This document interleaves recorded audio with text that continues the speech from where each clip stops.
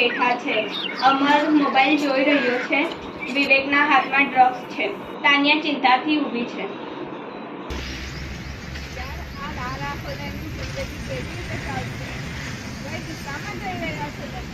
Mobile મને ભૂલાવે છે. ઘરના ઝઘડા, પિતાનો ગુસ્સો બધું ભૂલાવી દે છે.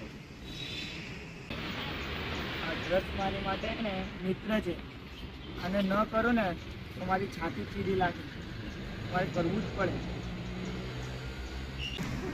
હકીકત નથી બદલાતી. આખું એ સરળ છે, પરંતુ સાચી હિંમત તો એ છે કે મુશ્કેલીની આંખોમાં જોઈને જીતી લો. જાગો જાગો હવે. કેમ માફી આપે છે?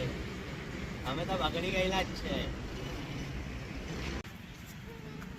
કારણ કે હજુ સમય છે. તમે ભલે આજ કંઈ ન કરો, પરંતુ એક નિર્ણય લો. કાલ માટે લડીશું.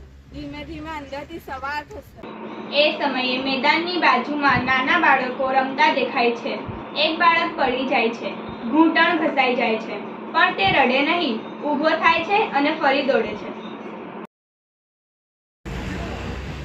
એ બાળક પડ્યું, પરંતુ હિંમતથી ઊભું થયું.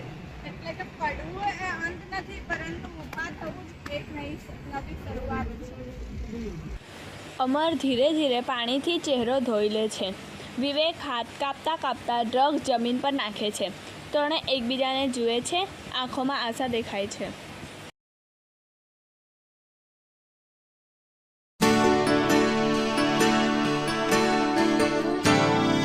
અમર રાત્રે અભ્યાસ કરે છે અને સીએ માટેની પરીક્ષાની તૈયારી કરે છે.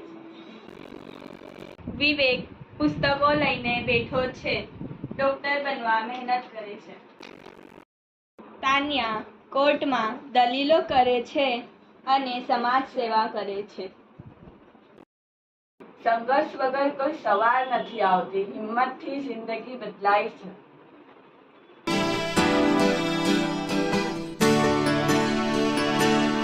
યુવા માર્ગદર્શન સત્ર. મંચ પર તાન્યા એડવોકેટ તરીકે બોલી રહી છે. અમર અને વિવેક દર્શકોમાં બેઠા છે. દરેક ઊંડા અંધકારને પણ સવારનો ઇંતજાર હોય છે. જો તમે તમારા અંદરથી જાગશો તો ચોક્કસ સવાર આવશે. અમર ઊભો થાય છે. હવે તે સીએ છે. એ દિવસ યાદ છે જ્યારે મેં મોબાઈલ છોડવાનો નિર્ણય કર્યો હતો. આજે હું ઘણા લોકોને મોબાઈલ વ્યસન મુક્તિનો સલાહ આપું છું.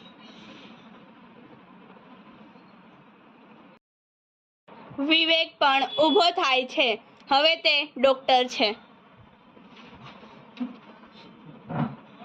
જેને ડ્રગ્સ વગર શ્વાસ ન લેવાતી હતી, આજે એ વિવેક શ્વાસનો નિષ્ણાત છે.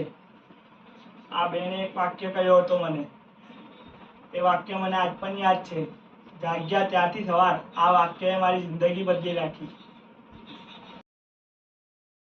ત્રણેય મંચ પર આવે છે. હાથમાં હાથ. પાછળ તારવણી સંગીત વાગે છે. લાઈટ ધીમે ધીમે તેજ થાય છે, જાણે નવી સવાર થઈ રહી હોય. પડવું અંત નથી, ફરીથી ઊભા થવું એ જ જીવનની સાચી શરૂઆત છે. નશો જીવનનો રસ્તો નથી. હિંમત જ સાચી તાકાત છે. મહેનતથી જ ઉજ્જવળ ભવિષ્ય રચાય છે. યાદ રાખો, જાગ્યા ત્યારથી સવાર થાય છે.